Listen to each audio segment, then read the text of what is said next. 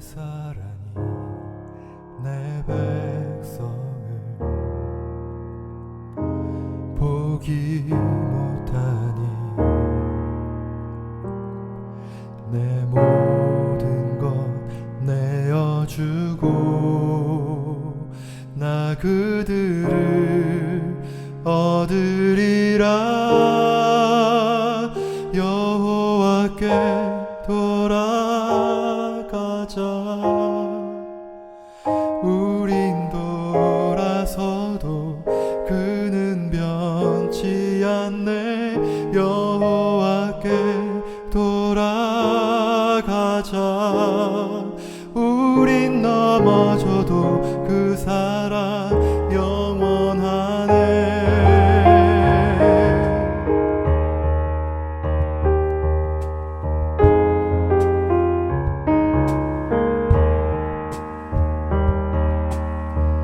내 백성이 나를 떠나 돌아섰지만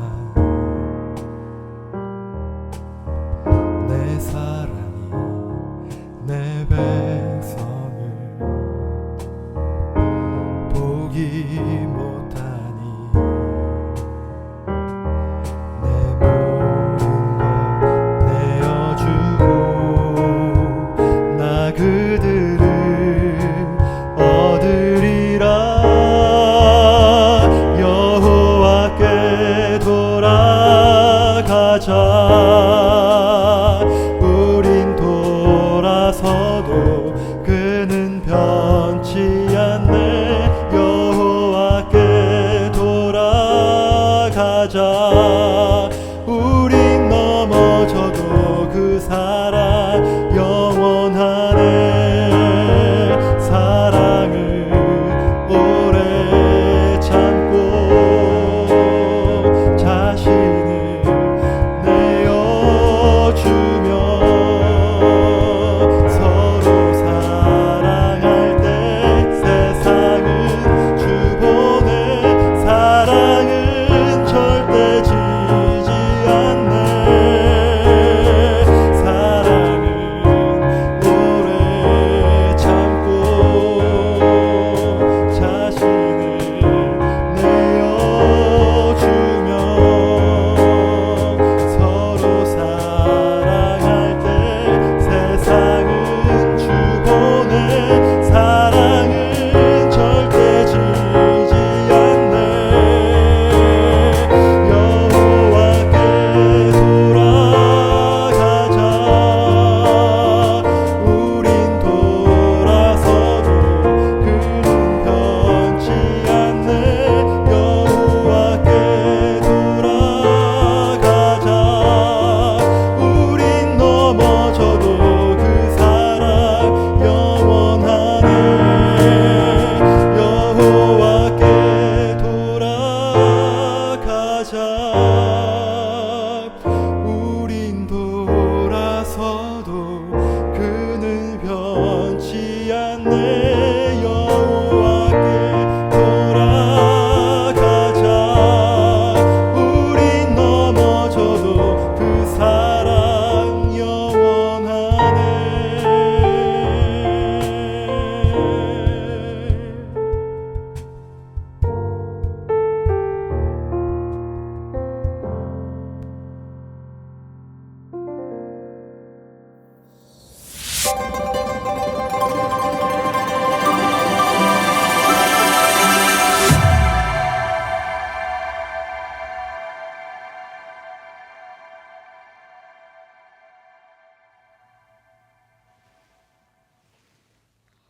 성도 여러분들, 행복한 안식일을 시작하는 시간이 되었습니다. 이제 함께 찬미를 부르시면서 이 예배를 열겠습니다.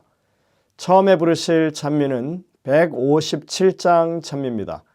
우리는 주님을 늘 멀리하나. 혼성중창 찬양팀의 찬양 인도로 함께 부르시겠습니다.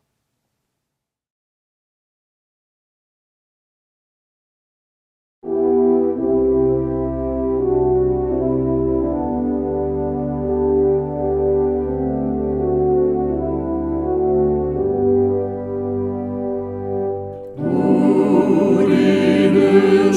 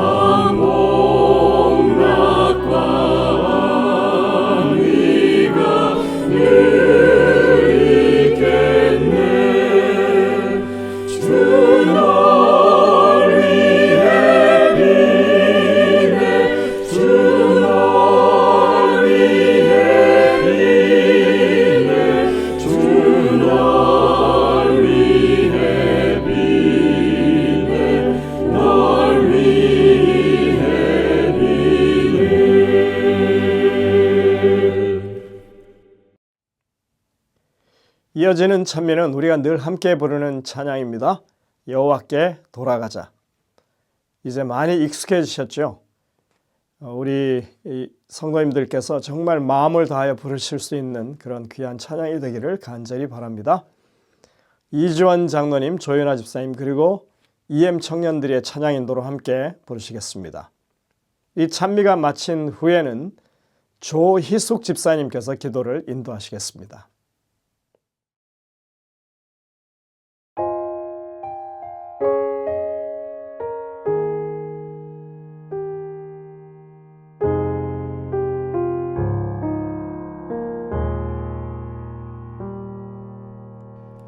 내 백성이 나를 떠나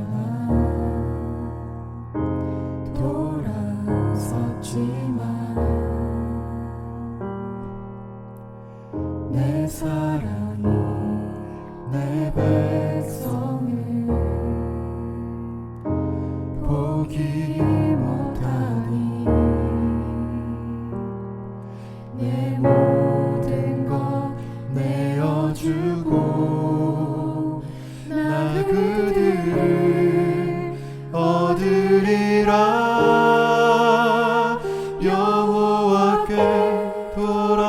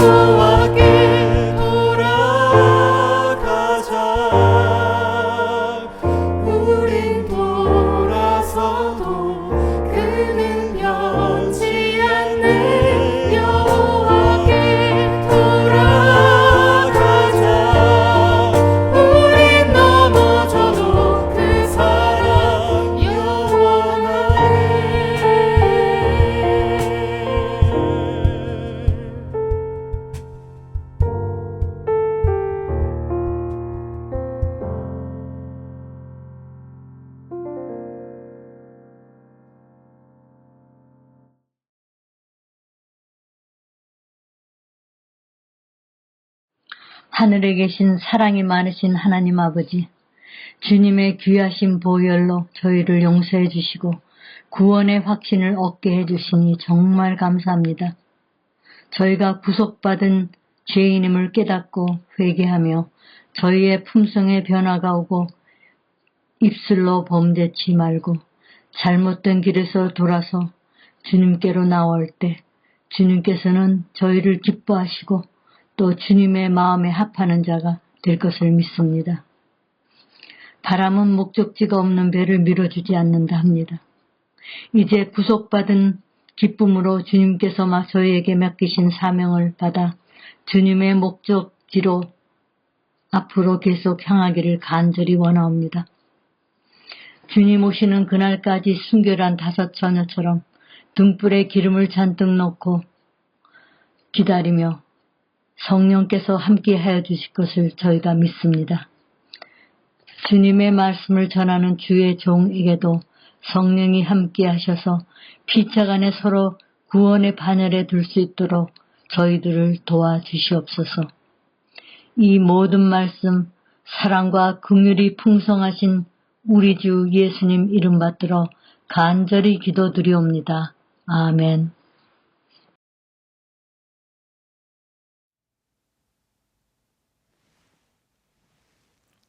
성도 여러분들, 하나님의 은혜 가운데 한 주간 평안하셨습니까? 오늘 맞는 이 안식일, 하나님의 주시는 참다운 평안과 기쁨과 행복이 넘치는 귀한 안식일 되시기를 간절히 바랍니다. 들으신 바와 같이 한국에 가 계셨던 김동옥 집사님께서 주안에서 잠드셨습니다.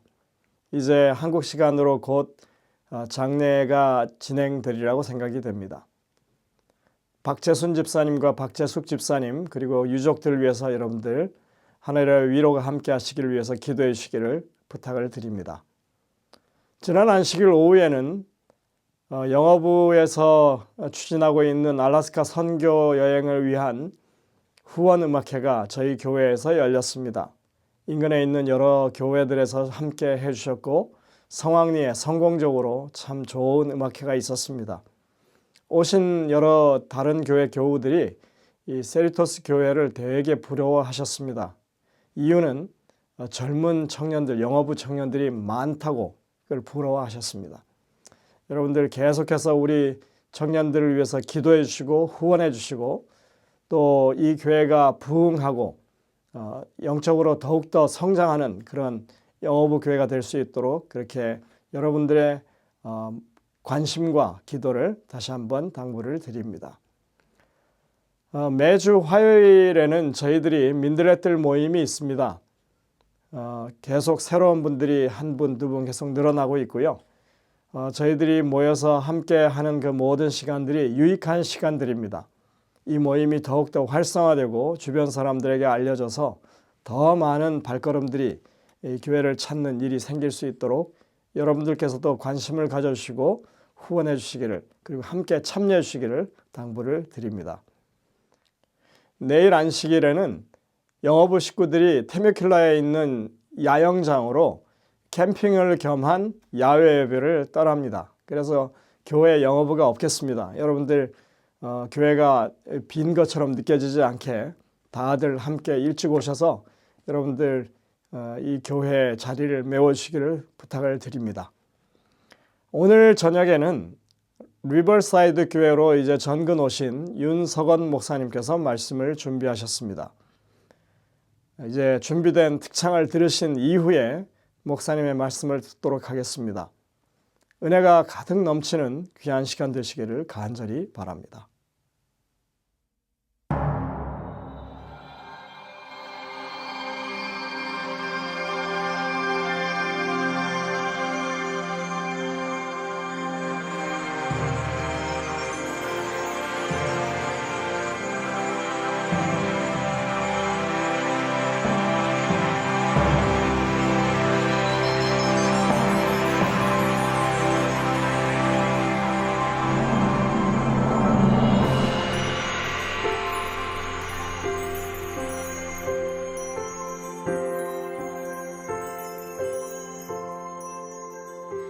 영광의 그날이 오면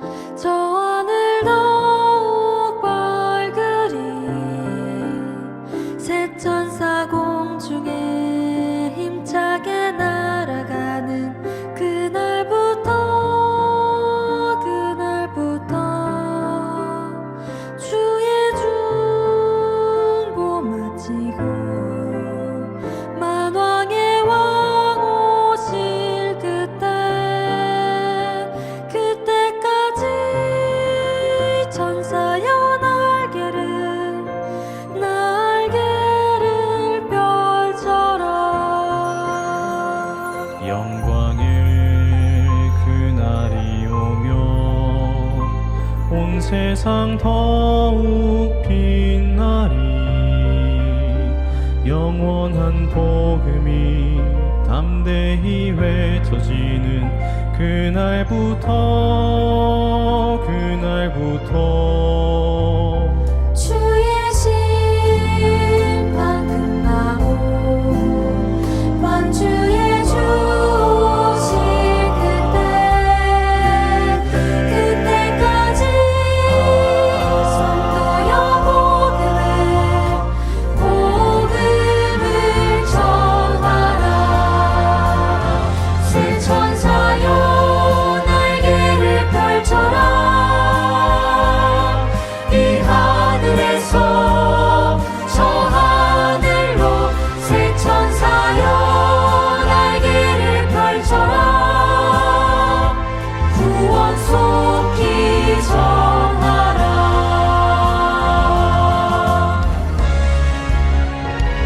영광의 그날이 오면 온 천지 더욱 환하리.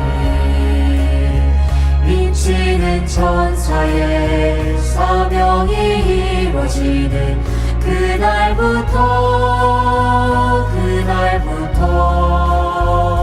주의 백성 구하러 영광의 왕 오실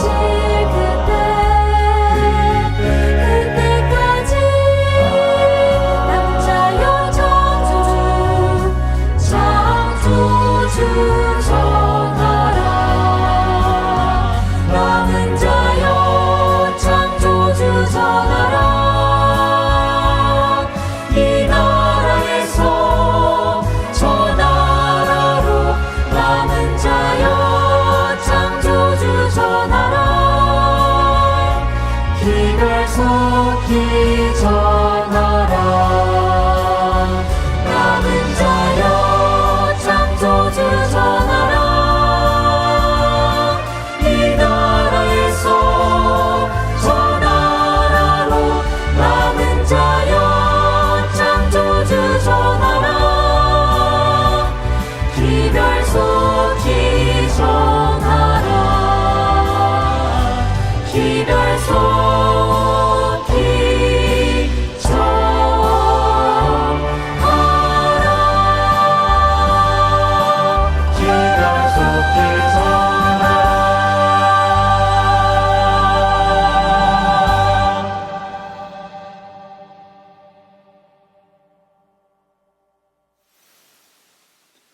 성도 여러분 안녕하세요. 안식일이 시작되는 행복한 시간에 함께 말씀 앞에 여러분들 만나게 되어서 정말 반갑습니다. 저는 리버사이드 교회를 섬기고 있는 윤석원입니다. 오늘 이 저녁에 말씀을 통해서 하나님의 은혜를 함께 나누게 되어 참으로 반갑습니다.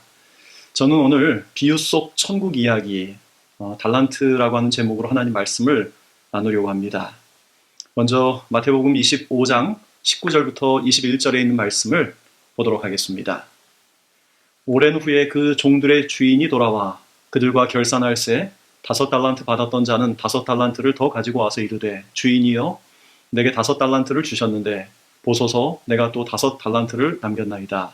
그 주인이 이르되 잘하였도다 착하고 충성된 종아 내가 적은 일에 충성하였음에 내가 많은 것을 내게 맡기리니 내 주인의 즐거움에 참여할지어다. 아멘. 한국의 교육방송 채널인 EBS의 다큐 프라임이라고 하는 한 프로그램에서 한국인과 영어권 외국인을 대상으로 한 가지 실험을 한 적이 있습니다. 화면을 가린 채 한 남성이 영어로 연설하는 것을 들려준 다음에 그 연설에 대해 평가를 내리도록 한 것입니다. 영어 연설을 들은 한국인들은 발음이 딱딱하고 촌스럽다. TV에 나올 만한 실력은 아닌 것 같다. 만약 내 아이가 저런 영어를 구사한다면 나는 대단히 창피할 것 같다라며 그 영어 연설자에 대하여 점수를 굉장히 박하게 주었습니다. 반면 동일한 연설을 들은 영어를 모국어로 하는 그 외국인들의 평가는 상당히 달랐습니다. 그들은 매우 높은 수준의 어휘를 구사했고 문장 구조가 아주 좋았다. 내용과 의사 전달이 분명했다라며 90점대 후반에 아주 높은 점수를 준 것입니다. 그 두 집단이 평가했던 연설은 반기문 씨가 제8대 유엔 사무총장으로 선출되었을 때 했던 수락 연설이었습니다. 그리고 그 연설은 당시 참가자들의 기립 박수를 받았던 명연설로 알려져 있습니다. 뒤늦게 그 사실을 알게 된 한국인 평가자들은 매우 당황하면서 창피해했습니다. 그들은 왜 이렇게 서로 다른 평가를 했을까요? 영어의 실력을 평가하는 그들의 기준이 달랐기 때문일 것입니다. 한 부류의 사람들은 영어를 평가할 때 발음과 억양으로, 다른 부류의 사람들은 의사소통 중심으로 영어 실력을 평가한 것이죠. 어떤 기준으로 무엇을 평가하는지에 따라서 어떤 일에 대한 결과는 무척 다릅니다. 영적인 면에서도 그렇습니다. 세상적인 관점에서 볼 때 시시하고 하찮은 일이 하나님께서 보시기에는 매우 가치 있게 평가받는 경우가 종종 있습니다. 반대로 세상이 귀하게 여기는 일이나 사람들이 가치 있게 여기는 일이 하나님 보시기에는 전혀 그렇지 않은 경우도 얼마든지 있는 것입니다. 그래서 중요한 것은 우리가 어떤 기준에 따라 어떤 가치를 평가하는지, 어떤 기준에 따라 살아가는지에 대한 것이 굉장히 중요한 것이죠. 달란트의 비유로 잘 알려진 오늘의 말씀은 모두가 잘 아는 말씀입니다. 그런데 이 말씀은 그리스도의 다시 오심을 기다리는 재림 성도들에게는 아주 중요한 말씀입니다. 왜냐하면 이 비유가 주어진 문맥 자체가 재림에 대한 배경을 갖고 있기 때문이죠. 예수님은 마태복음 24장에서 재림의 징조에 대해 말씀하시면서 제자들에게 깨어 준비하라고 말씀하십니다. 그리고 이어지는 마태복음 25장에서는 깨어 준비하는 것이 어떤 것인지를 세 가지 비유를 통해서 말씀하십니다. 그 세 가지 비유는 바로 열처녀의 비유, 그리고 달란트의 비유, 양과 염소의 비유이죠. 그래서 이 세 비유들은 재림을 기다리는 것이 무엇을 의미하는지, 그리고 재림을 기다리는 사람들이 어떻게 살아야 하는지를 우리에게 알려주는 아주 중요한 비유들입니다. 특히 달란트의 비유는 재림을 기다리는 것이 그냥 무료하게 앉아서 기다리는 일로 시간을 보내는 것이 아니라 정말 신실하고 충성되게 일하면서 시간을 보내야 한다는 사실을 우리에게 깨우쳐주는 아주 중요한 비유라고 할 수 있어요. 이 비유를 통해서 저는 두 가지 영적인 교훈을 좀 생각해 보려고 하는데요. 첫째는 결산의 때가 있음을 기억하고 살라는 것입니다. 마태복음 25장 19절을 다시 한번 보면 이런 말씀을 적고 있습니다. 오랜 후에 그 종들의 주인이 돌아와 그들과 결산할세. 이 비유에서 어떤 사람이 타국으로 가면서 종들에게 자기의 소유를 맡기고 떠나지요. 그는 종들의 재능에 따라 한 사람에게는 금 5달란트, 다른 사람에게는 2달란트, 그리고 또 다른 사람에게는 1달란트씩 각각 주고 떠납니다. 그 종들은 주인이 돌아올 때까지 그들이 받은 것을 장사하라고 하는 명령을 받았고 오랜 시간 후에 주인이 돌아옵니다. 그때 주인은 자신이 맡긴 소유를 그들이 어떻게 관리했는지 결산을 하는데 어떤 종들은 착하고 충성된 종이라고 하는 칭찬을 받지만 어떤 사람은 악하고 게으른 종이라고 하는 평가를 받는 것입니다. 비슷한 내용을 기록한 누가복음 19장에서는 왕위를 받아서 돌아오기 위해 종들에게 10문화를 주고 떠난 먼 나라로 떠난 어떤 귀인에 대한 비유가 나오지요. 그 귀인도 역시 종들에게 내가 돌아올 때까지 장사하라고 당부를 했고 그가 돌아왔을 때에는 착하고 악한 종의 구별이 뚜렷하게 드러나게 되었어요. 아시는 바대로 이 비유에서 주인은 예수님을 상징하고 종들은 부름을 받은 모든 그리스도인들을 가리킵니다. 그리고 맡겨진 달란트는 그리스도인들에게 주어진 모든 재능과 기회를 의미합니다. 돈, 시간, 생명, 감화력, 재능, 건강, 언어, 이 모든 것들이 우리에게 맡겨준 달란트들입니다. 우리는 우리의 삶 전체를 통해서 그것들을 우리에게 맡겨주신 주인의 뜻에 충성된 삶을 살아야 합니다. 왜냐하면 머지않아 생명의 주인이신 그 주님께서 돌아오실 때 우리의 모든 삶을 결산하실 것이기 때문입니다. 그 결산의 때에 예수께서는 하늘과 땅의 모든 권세를 가진 만왕의 왕으로 임하실 것입니다. 예수께서 이 땅에 초림하셨을 때는 초라하고 볼품이 없었지만 천천만만의 천사와 함께 다시 오실 때의 광경은 대단히 영광스러울 것입니다. 땅의 모든 백성들이 그 모습을 보게 될 것이고 그때 그분은 각 사람의 일한 대로 갚아주실 것입니다. 그리고 이 비유들은 우리에게 그 결산할 때가 있음을 기억하며 살라고 경고를 하고 있는 것입니다. 제 핸드폰에는 위크록이라고 하는 어플이 깔려 있습니다.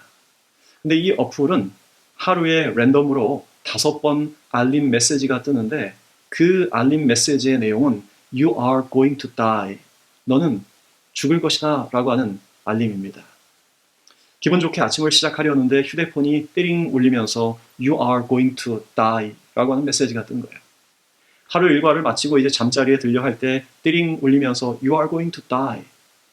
가끔 운전할 때 그 메시지가 뜨면 기분이 좀 이상할 때도 있습니다. 밥을 먹을 때 혹은 어떤 일에 제가 몰두하며 성취감을 맛볼 때 어떤 일로 낙심이 될 때 You are going to die라고 한 사실을 잊지 말라는 거예요. 만약 우리가 정말로 죽음을 염두하고 살아간다면 여러분 우리의 삶은 많은 부분이 달라지지 않을까 그렇게 생각을 합니다. 다 함께 창세기 4장 25절 26절을 보겠습니다. 아담이 다시 자기 아내와 동침하매 그가 아들을 낳아 그의 이름을 셋이라 하였으니 이는 하나님이 내게 가인이 죽인 아벨 대신에 다른 씨를 주셨다 함이며 셋 또 아들을 낳고 그의 이름을 에노스라 하였으며 그때 사람들이 비로소 여호와의 이름을 불렀더라. 이 말씀은 가인이 아벨을 들에서 쳐 죽임으로써 아담이 두 아들을 한꺼번에 잃고 난 뒤에 셋이라고 하는 또 다른 아들을 낳고 이 셋이 다시 에노스라는 아들을 낳았을 때의 이야기입니다. 그러니까 이 아담으로서는 첫 번째 손자를 얻게 되었을 때인 것이죠. 그런데 여기 흥미로운 구절이 있습니다. 그것은 바로 그때의 사람들이 비로소 여호와의 이름을 불렀더라라고 하는 거예요. 셋이 에노스를 낳기 전, 즉 아담이 첫 손자를 얻기 전에는 여호와의 이름을 부르지 않았다는 말일까요? 아닙니다. 물론 그 이전에도 하나님을 믿었습니다. 그런데 이 말은 하나님에 대한 신앙이 그 이전보다 훨씬 더 진지해지고 깊어졌다는 그런 뜻입니다. 여러분 그런데 왜 이 에노스가 태어난 후에 아담 가족이 그렇게 신앙에 대해서 더 진지하고 더 깊은 믿음을 갖게 되었을까요? 이 에노스라고 하는 그 이름에서 힌트를 발견하게 됩니다. 여러분 이 에노스라고 하는 이름은 히브리어로 죽을 수밖에 없는 존재라고 하는 뜻입니다. 여러분 첫 손자가 태어났으니 얼마나 귀엽고 사랑스럽겠습니까? 여러분 아기가 울어도 귀엽고 잠을 자도 사랑스러워요. 밥을 개걸스럽게 먹어도 아기는 사랑스럽죠. 그런데 이 아담은 그 첫 손자 에노스를 품에 안고 뭐라고 부르는 거예요? 아, 너는 죽을 수밖에 없는 존재야. 죽을 수밖에 없는 존재를 내가 지금 안고 있어. 여러분 그들이 왜 이 어린 아기의 이름을 왜 그렇게 지었을까요? 라틴어로 메멘토 모리라고 하는 말이 있죠. 고대 로마에서는 전투에서 큰 승리를 거둔 개선 장군들이 백성들의 환호를 받으며 4마리의 백마가 이끄는 전차를 타고 거리를 행진하는 풍습이 있었습니다. 황금색으로 된 토가를 걸친 장군들은 백성들의 존경과 숭배를 한 몸에 받았고 백성들은 그리고 병사들은 전리품을 운반하고 적국의 포로들이 그 뒤를 따라가는 아주 장엄한 행렬이었습니다. 근데 장군의 마차에는 항상 한 명의 노예가 함께 타고 있었는데 그의 역할은 장군의 귀에 계속 이런 말을 외치는 것이었습니다. Respis post te, hominem te esse memento, memento mori. 이 말을 영어로 번역하면 Look behind, remember thou art mortal, remember you must die. 한국말로 하면 뒤를 돌아보시오. 그대가 죽을 수밖에 없는 운명이란 걸 기억하시오. 그대는 반드시 죽는다는 것을 기억하시오. 이것이 바로 메멘토 모리라고 하는 거예요. 로마인들은 노예의 말을 통해서 그 영광스러운 순간에도 교만해지지 말라는 충고를 잊지 않고 있었던 것이죠.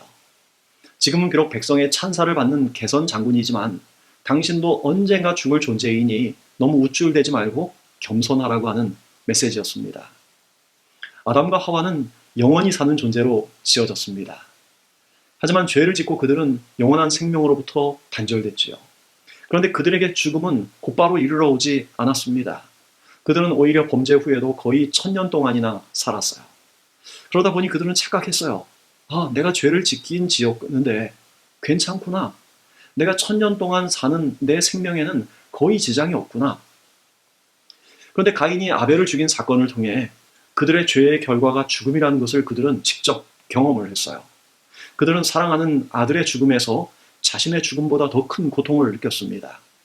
그들은 처음으로 죽음의 실체를 느끼게 되었어요.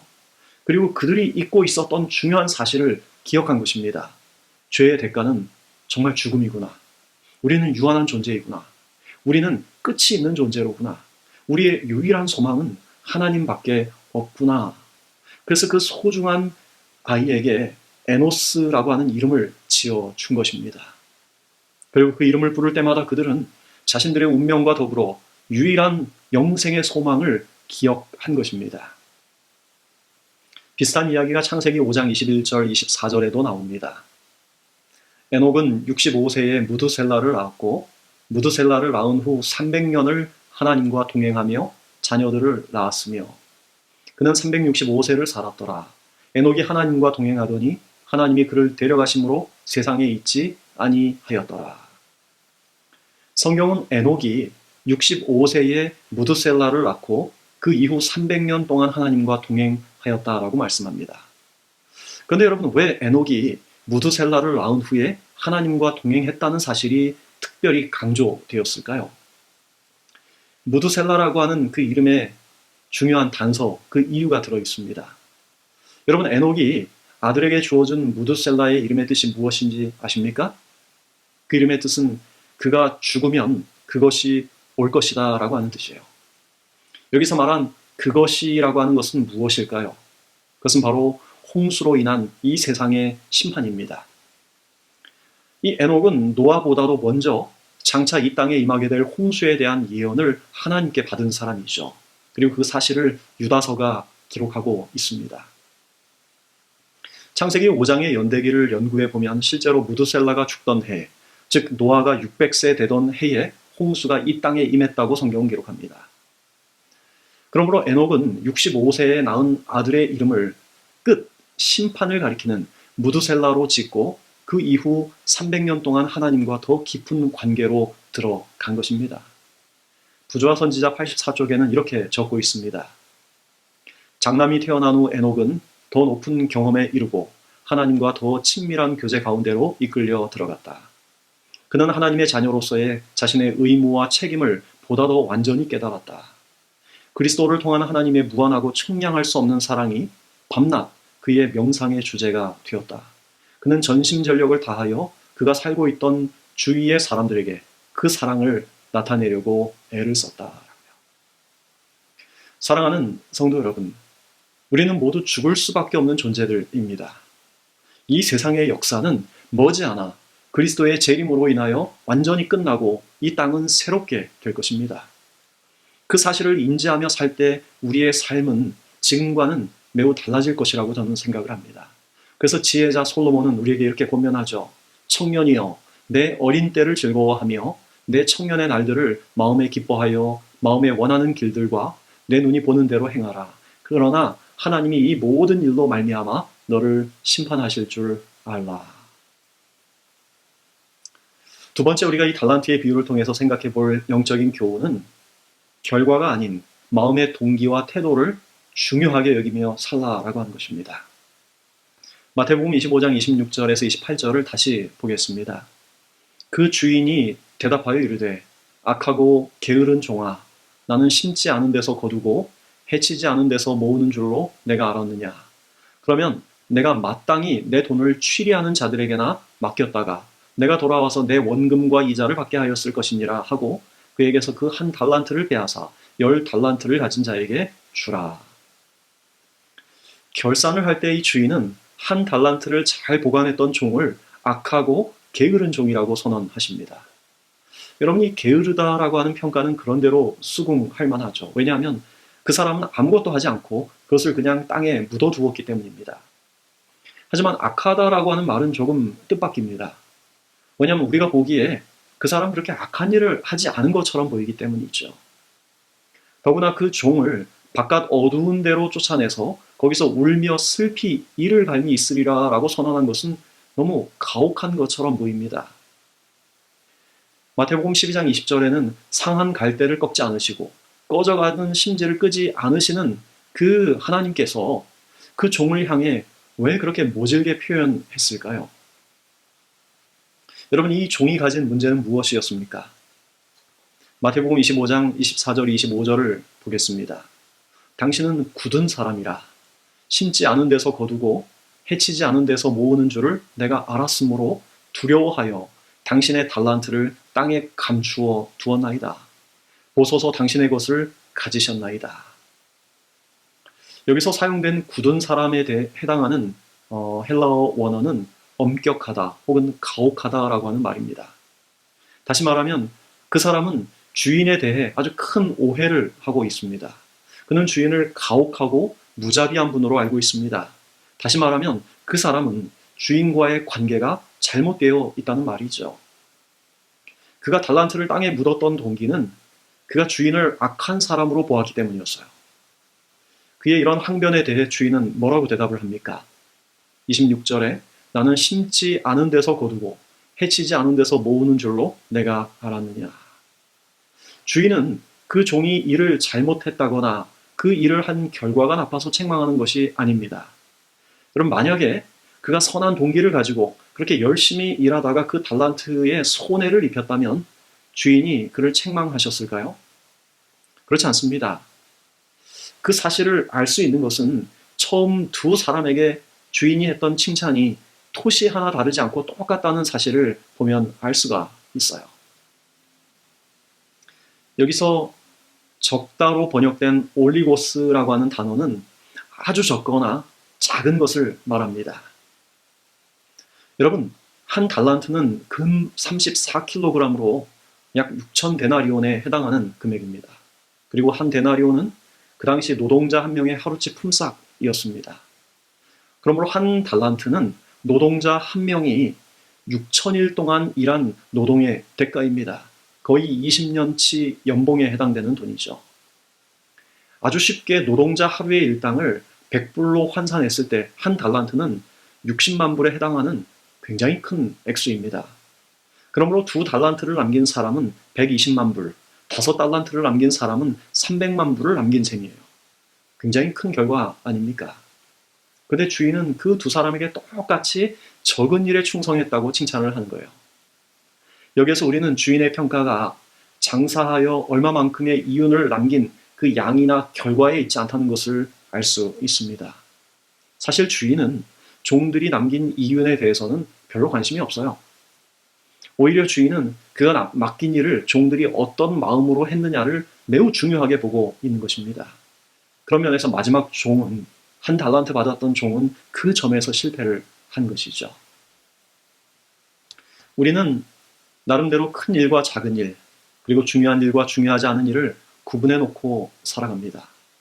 그런데 우리가 기억해야 할 사실은 크다, 작다, 혹은 많다, 적다는 것은 굉장히 주관적인 개념이라고 하는 사실입니다.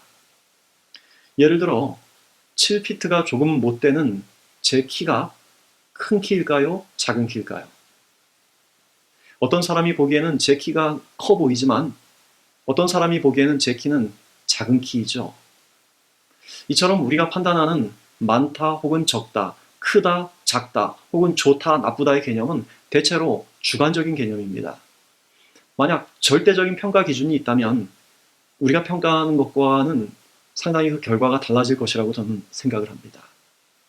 예수님은 5달란트를 남긴 사람과 2달란트를 남긴 사람에게 똑같이 작은 일에 충성했다고 말씀하십니다. 이것은 사람이 받은 달란트를 잘 활용해서 이 땅에서 크고 위대한 일을 이루었을지라도 그것은 예수님 보시기에는 매우 작은 일에 불과하다는 뜻이죠. 선교사가 되어서 수많은 사람들을 그리스도께 인도했거나 심지어 대통령이 되어서 한 나라를 발전시켰거나 혹은 목사가 되어서 교회를 헌신적으로 섬겼을지라도 그 모든 것들은 예수님 보시기에 작은 일이라고 하는 뜻입니다. 그런 사람들이 이루어 놓은 결과가 무엇에 비해 작다는 것일까요? 성경은 이렇게 말씀합니다. 내가 작은 일에 충성하였음에 내가 많은 것으로 내게 맡기리니. 예수님의 평가 기준은 그분이 장차 우리에게 맡겨주실 그 상급에 비해서 우리가 이룬 그 모든 일들은 아주 작은 일이라고 하는 거예요. 그러므로 이 땅에서 사람의 눈에 크고 아주 중요해 보이는 일을 맡았다고 우리가 우쭐해하거나 혹은 작고 하찮아 보이는 일을 한다고 해서 우리가 낙심할 필요가 전혀 없는 것입니다. 2012년 11월 추수감사절을 하루 앞둔 어느 날, 마이애미의 한 집에서 가장 오랜 기간 동안 식물인간으로 살았던 에드워드 오브라 씨가 이 세상을 떠났습니다. 1970년 당시 16살 소녀였던 이 에드워드 오바라라고 하는 이 사람은 인슐린의 부작용으로 혼수 상태에 빠진 다음에 무려 42년 동안 식물인간으로 지냈습니다. 오래 살아봐야 10년 정도라던 의사의 예상이 완전히 빗나갔습니다. 근데 그 이유는 그녀의 어머니의 아주 헌신적인 돌봄 때문이었습니다.